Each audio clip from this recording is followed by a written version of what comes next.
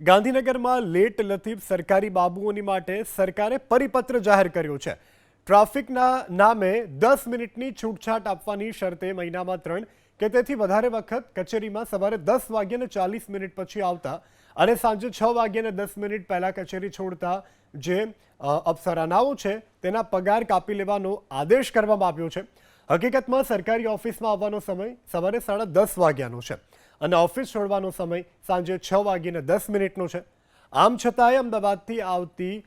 પોઈન્ટની બસો સચિવાલય સંકુલમાં પ્રવેશી શકતી ન હોવાથી રસ્તામાં ટ્રાફિક જામ હોવાથી સવારના સમયે 10 મિનિટ છૂટછાટ આપી અને 10 વાગ્યાને 40 મિનિટ સુધીનો સમય નક્કી કરાયો છે,